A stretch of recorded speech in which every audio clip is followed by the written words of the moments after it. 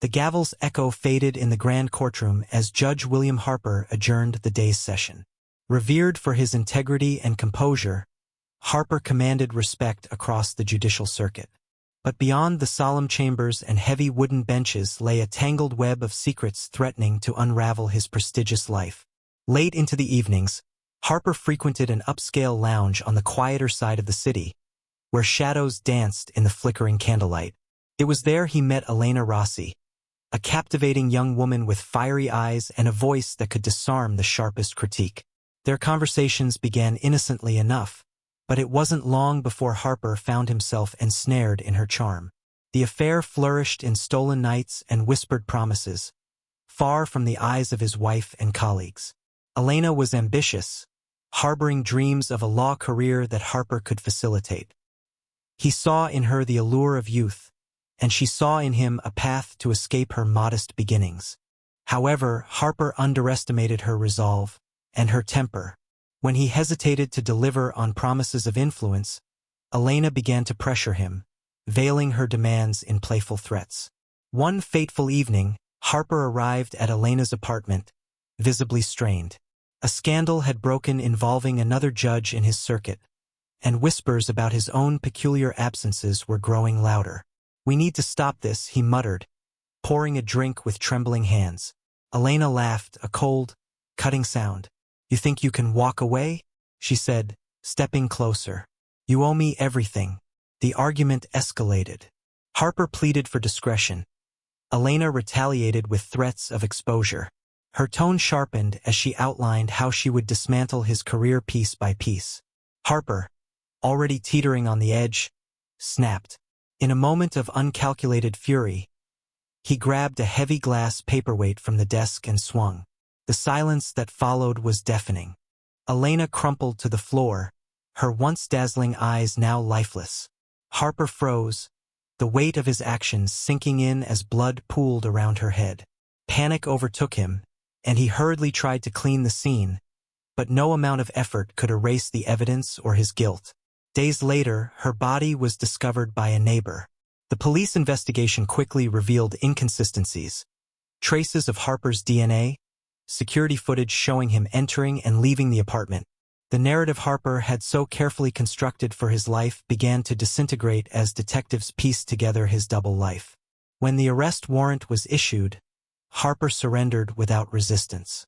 In court, the man who once stood as a symbol of justice now faced judgment himself, his past laid bare for all to see.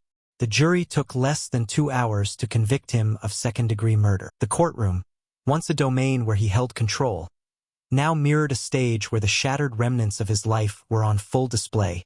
Harper's fall from grace became a cautionary tale whispered among those in power, a reminder that the secrets we bury often find a way to surface.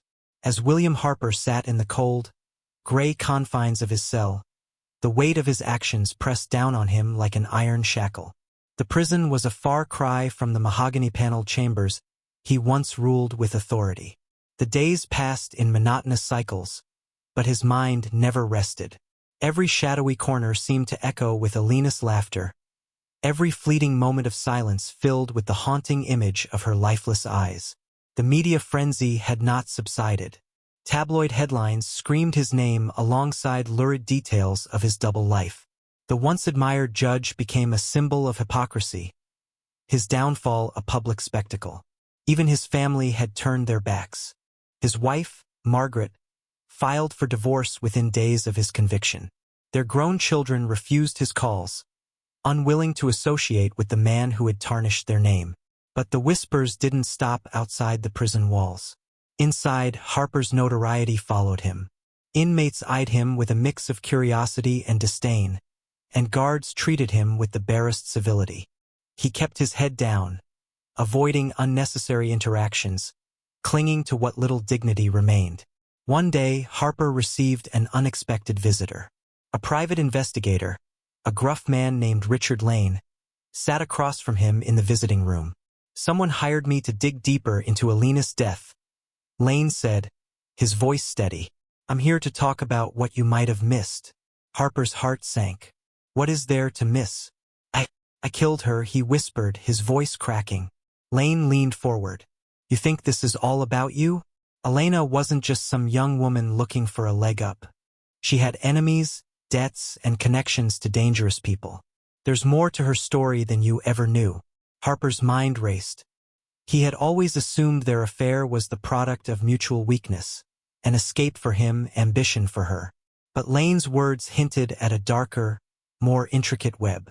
Why does this matter now? Harper asked. Because someone's still digging for dirt. On her and on you, Lane replied. This case isn't closed for everyone. The investigator handed Harper a folded piece of paper before leaving. It was a photocopy of a threatening letter addressed to Elena, written in jagged handwriting. The message was cryptic but menacing. You owe, and you're out of time. That night, Harper couldn't sleep. The letter gnawed at him, raising questions he couldn't answer. Who had sent it? What had Elena hidden from him? Could someone else have had a reason to kill her? For the first time since his sentencing, a seed of doubt sprouted in his mind. Was he truly the only one to blame for her death, or had he been a pawn in a game he never understood? The days that followed brought no answers, only more questions. Harper knew he would have to confront the truth, even if it meant exposing the depths of Elena's secrets, and his own. But in a place where justice had no sway and alliances were forged in shadow, the search for answers could cost him everything. Weeks passed as Harper wrestled with the mysteries unearthed by Lane. The letter haunted him, the jagged scrawl a constant reminder that Elena's life, and her death, might have been more complicated than he ever imagined. Determined to uncover the truth, Harper began reaching out to Lane through the prison's limited communication system. The investigator, though hesitant, agreed to continue digging, fueled by a shared need for answers. Lane's first revelation came swiftly. Elena had been entangled with a man named Victor Calderon, a notorious loan shark operating in the city's underground. Calderon was known for his brutal enforcement of debts and had a reputation for targeting vulnerable individuals. Elena, it turned out, owed him a significant sum. The deeper Lane probed, the more connections emerged. Elena's lavish lifestyle had been funded not just by Harper's clandestine gifts but also by Calderon's loans, and she had failed to repay him. When Harper learned this, anger and guilt churned inside him. Elena had never mentioned Calderon or her financial troubles. Instead, she had turned to him for support, dangling her charm as bait. But had her threats the night of her death been purely about Harper's betrayal, or had she feared Calderon's wrath? Lane's next piece of information was even more shocking. On the night of Elena's murder, Calderon had reportedly been seen near her apartment. A witness, a reclusive neighbor, recalled hearing heated voices before Harper arrived. The timeline muddied the waters. Could Calderon have confronted Elena and left her vulnerable before Harper's fatal outburst? Or worse, had Calderon returned after Harper left to ensure she could never repay what she owed? Harper felt a flicker of hope but also despair. Even if Calderon had been involved, how could he prove it? The case against him had been airtight, his DNA, his presence, his confession. But Lane wasn't done. There's a potential witness, Lane said during one tense phone call. Someone who worked for Calderon and might know more about what went down that night. Name's Raul Herrera. Problem is, he's in the same prison as you. The revelation hit Harper like a sledgehammer. Approaching Herrera would be dangerous. Inmates like him didn't just talk to disgraced judges without consequences. Still, Harper knew this might be his only chance at the truth. A few days later, Harper approached Herrera in the yard. The man was lean, with sharp features and a cold demeanor that screamed distrust. I need to talk to you about Calderon, Harper began, his voice low. Herrera's eyes narrowed. You've got a death wish, Judge? I just want the truth, Harper pressed. Elena Rossi. You know what happened to her. Herrera studied him for a moment before responding. I know Calderon was pissed at her. She was playing games with money she didn't have. And the night she died, he sent someone to collect. But what happened after that? He shrugged. Not my problem. The cryptic answer infuriated Harper, but he knew pushing further could get him killed. Still, the implication was clear. Calderon had sent someone to confront Elena that night. Someone who might have set the stage for her death, or finished what Harper had begun. As Harper walked away, the pieces began to form a grim picture. Elena had been living on borrowed time, caught between Calderon's threats and her ambitions. Harper's role in her death was undeniable, but he now suspected he wasn't the only hand stained with her blood. The truth was close, but so was danger. Calderon's reach extended far beyond the city, and Harper knew digging deeper could make him the next target. Yet, the thought of spending the rest of his life carrying the full weight of a crime he might not have committed alone pushed him forward. The secrets of that night were buried deep, but Harper was no longer the judge. He was the desperate man on trial, seeking justice in a world that had already judged him guilty. The days following Harper's conversation with Raul Herrera were fraught with unease. The prison's air seemed heavier, the glances from other inmates more menacing. Word had spread that the disgraced judge was prying into Calderon's business, and Harper knew it was only a matter of time before Calderon, or his enforcers, responded. Despite the risk, Harper pressed Lane for more information. The investigator, though wary, came back with a startling lead.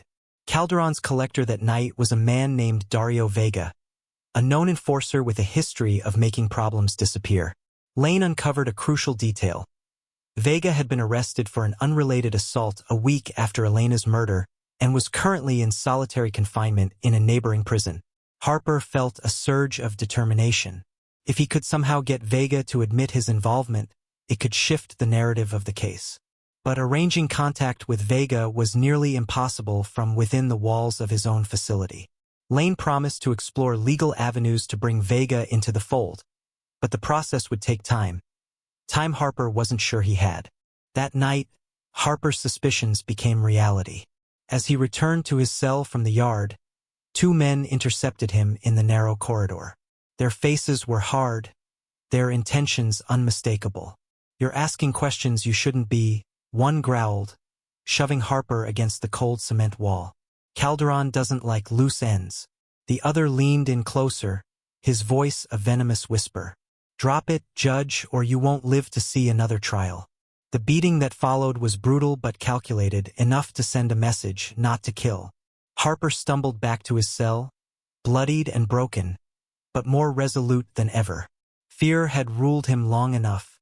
If Calderon wanted him silenced, it only confirmed Harper was on the right path. The following week, Lane returned with another breakthrough. "I filed a motion to depose Vega in connection to your case," he said. "It's a long shot, but if the court grants it, you'll have a chance to confront him under oath." Harper's hope was tempered by the harsh realities of his situation. Vega, even if pressured, might refuse to talk, and Calderon's network could intervene before the truth ever came to light. Still, it was a sliver of possibility, a chance to uncover what really happened that night. Meanwhile, Harper began piecing together his own defense strategy. In the prison library, he pored over legal texts, seeking precedents that might support reopening his case. He became a shadow of his former self, haggard, gaunt, but relentless. The pursuit of truth had become his singular focus. When the court unexpectedly approved the deposition, Harper felt a flicker of vindication. The hearing was scheduled to take place in a secure location, with both Harper and Vega present under heavy guard. The days leading up to it were tense, each moment shadowed by the threat of retaliation from Calderon's network. The day of the deposition arrived, and Harper was escorted to the courthouse in shackles. He faced Vega across a sterile room, the enforcer's expression one of smug indifference. Harper's attorney began with routine questions, but it wasn't long before Harper himself took the lead.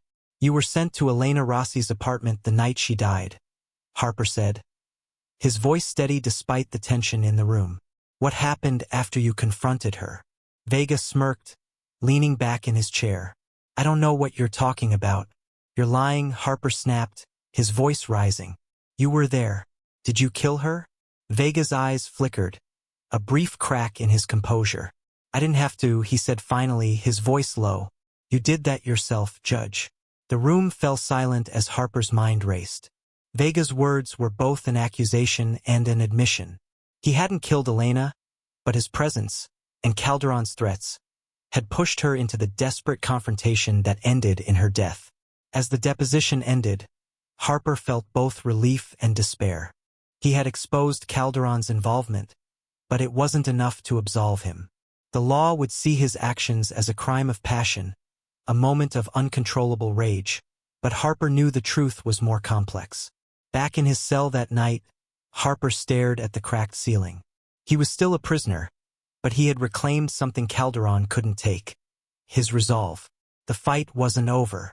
There were still pieces of the puzzle to uncover, and Harper vowed to see it through, no matter the cost. The deposition opened a door Harper hadn't thought possible. Dario Vega's partial admission gave Lane the leverage needed to subpoena other individuals tied to Calderon's organization. The case against Calderon, and potentially for Harper's appeal, was beginning to take shape. Yet every step forward came with a new shadow. Calderon's network was still watching, and Harper knew his moves had placed him directly in their crosshairs. Weeks later, Lane visited Harper with a file that could change everything. "You're not going to believe this," he said, sliding the folder across the metal table. Inside were grainy surveillance images from the night of Elena's death. One frame captured a figure entering her building, a man matching Vega's description. The timestamp placed him at the scene shortly before Harper's arrival. "This is it," Harper whispered, a glimmer of hope in his voice. "If Vega was there first, it proves I wasn't the only one who had an altercation with her that night." Lane nodded. "It's a start, but it's not definitive. We need more. Vega won't say who ordered him there, but I've been working angles with his connections. Calderon's name keeps popping up." Harper's relief was short-lived. That same night, as he returned to his cell, an envelope was slipped under his door. Inside was a single, chilling message written in the same jagged scrawl as the letter Elena had received. "You're out of time, Judge." ****.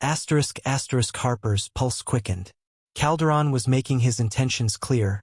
Harper's investigation needed to stop, or there would be consequences. The next morning, Harper approached the warden, his hands trembling as he held out the note. "I'm being threatened," he said. "I need protection." The warden, a hardened man with little patience for theatrics, barely glanced at the paper. "You made enemies, Harper. You're lucky you're still breathing. Keep your head down and maybe you'll stay that way." Frustrated but undeterred, Harper knew he couldn't rely on the system to protect him.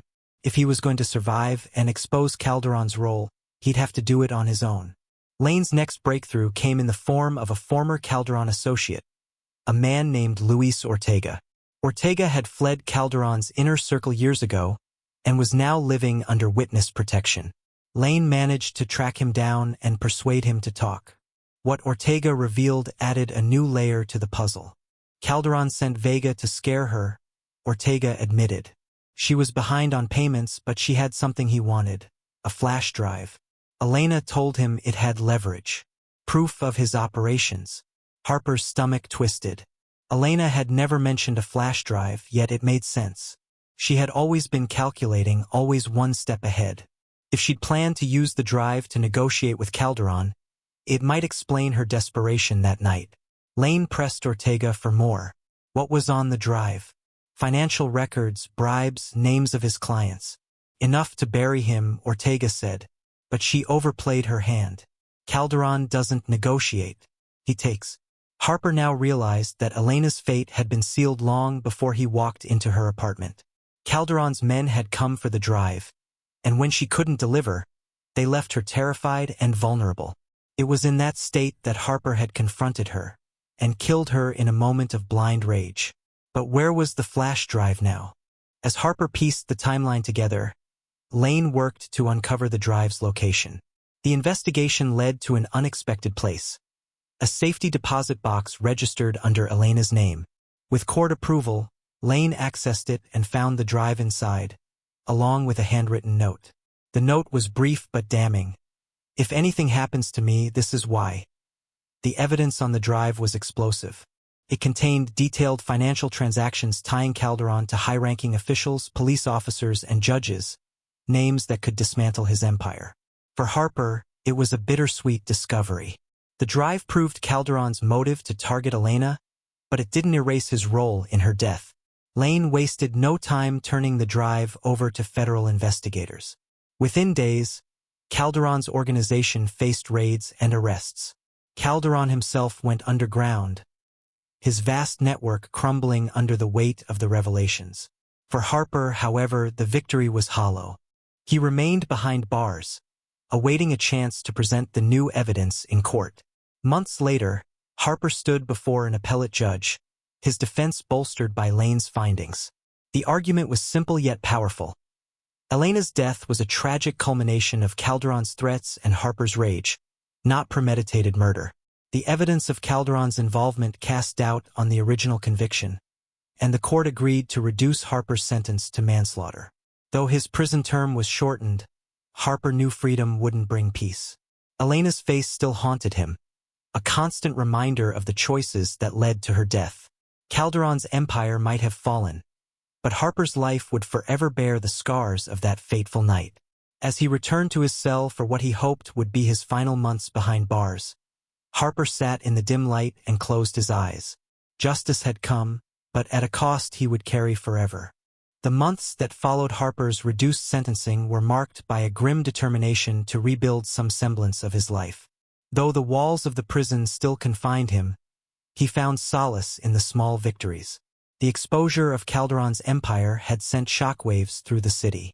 Dozens of corrupt officials were indicted, and the underworld's grip on power was severely weakened.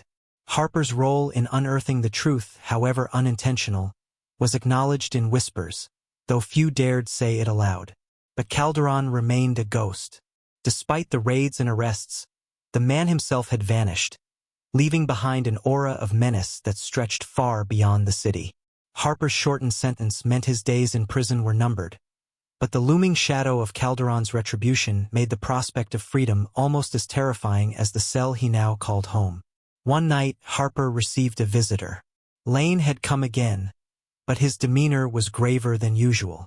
"They're still looking for Calderon," Lane said, his voice low as they sat across the visitation table. "But I've been hearing things. He hasn't forgotten you." Harper leaned back, the weight of the words pressing on him like an iron bar. "So what do I do? Wait for him to come after me?" Lane hesitated before sliding an envelope across the table. "This came to my office. No return address." Inside was this. Harper opened the envelope with trembling hands. Inside was a photograph of Elena's apartment building, taken from the street. In the foreground was a familiar figure, Harper himself, standing in the rain on that fateful night. Written on the back were two words: "Still watching."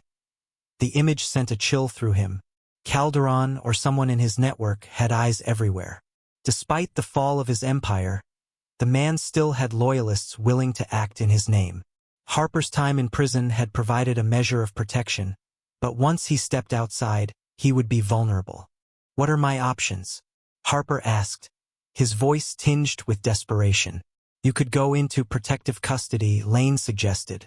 "The feds owe you for what you uncovered. They'll help you disappear, give you a new name, a new life." Harper frowned. "A new life where I'm always looking over my shoulder? That's not living." "Then you confront him," Lane said bluntly. "Finish what this all started.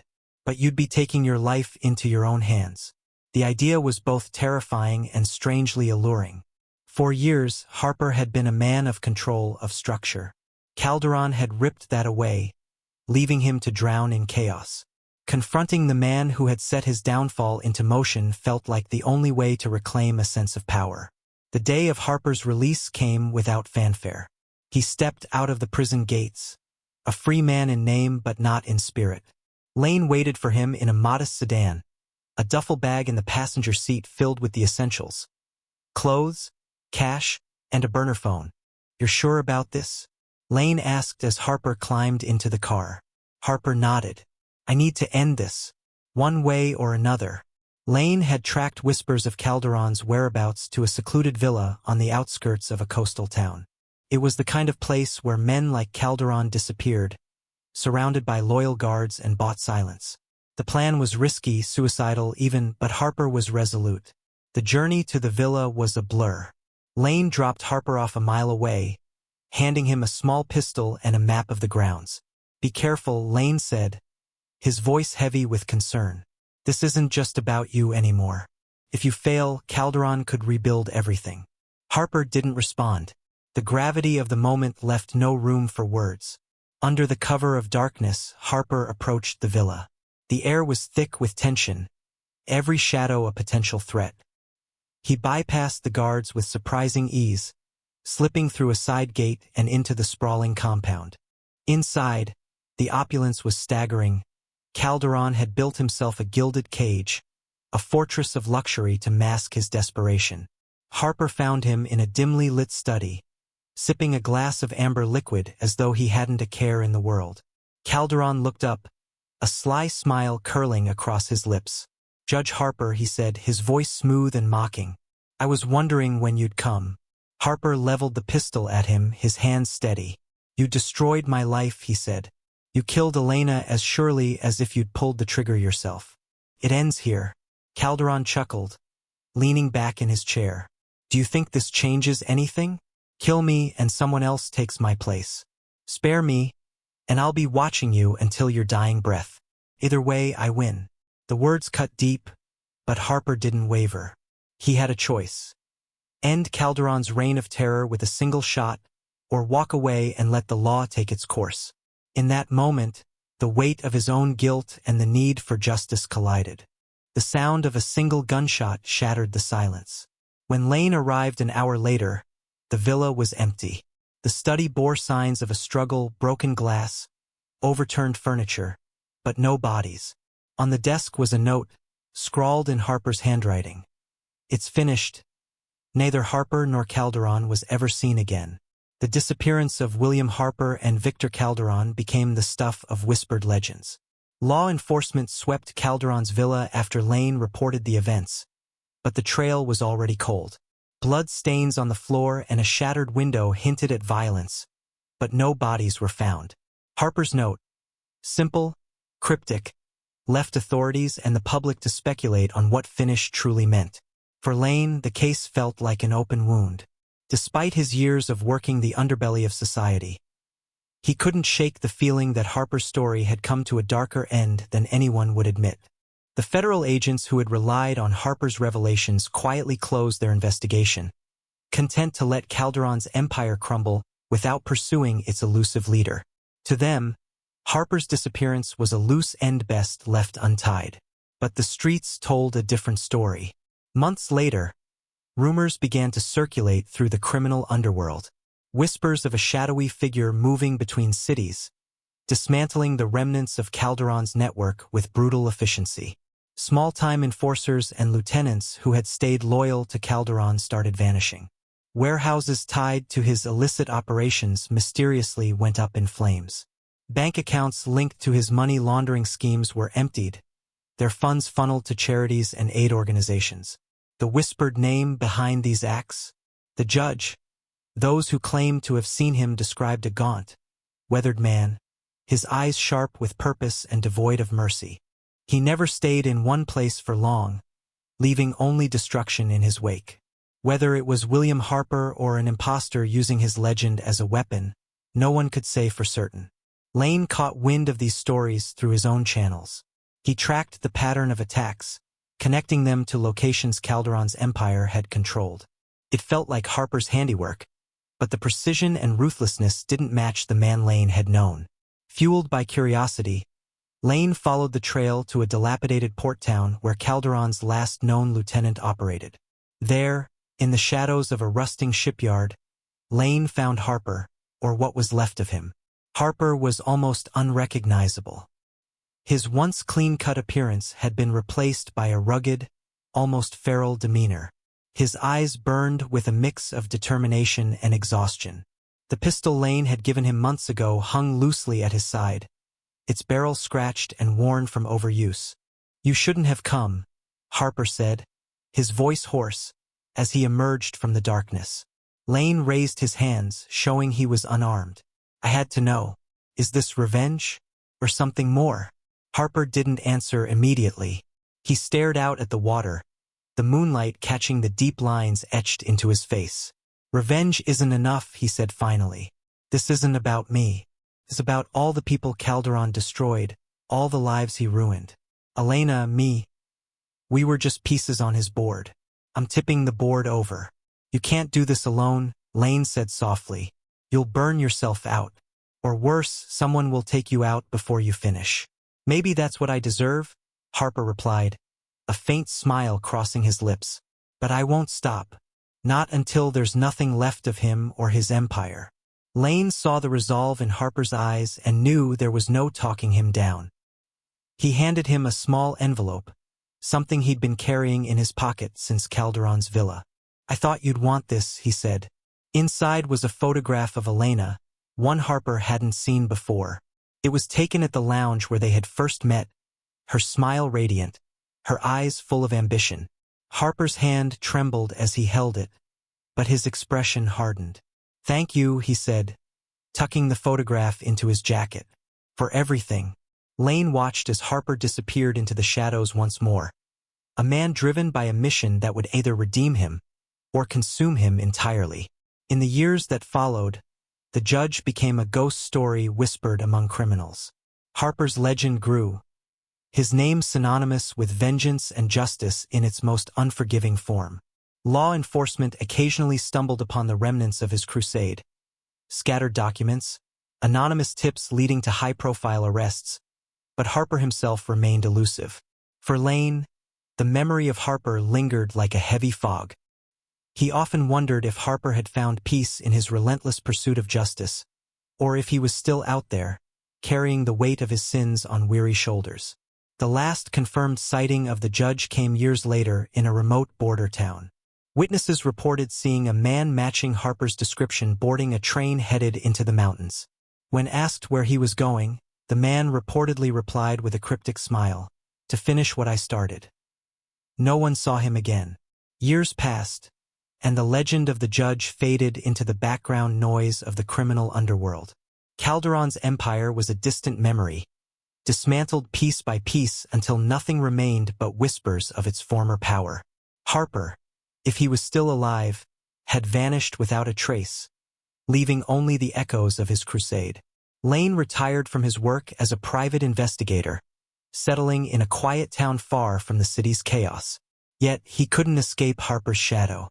The man who had once been a symbol of justice, then a symbol of vengeance, haunted Lane's thoughts like an unresolved case.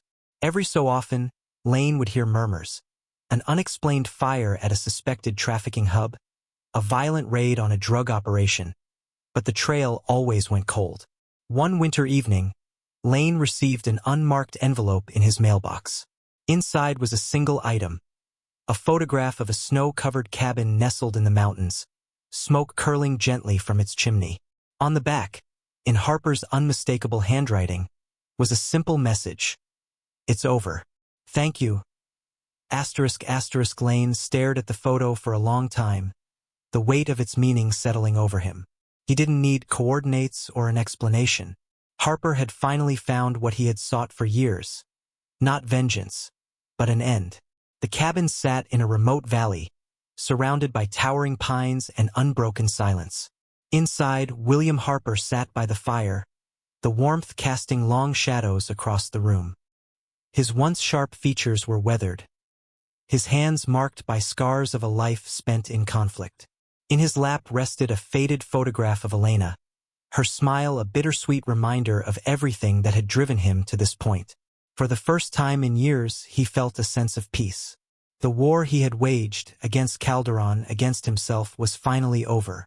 The darkness that had consumed him had receded, leaving only the quiet solace of solitude. Harper knew he would never fully atone for what had happened that night in Elena's apartment.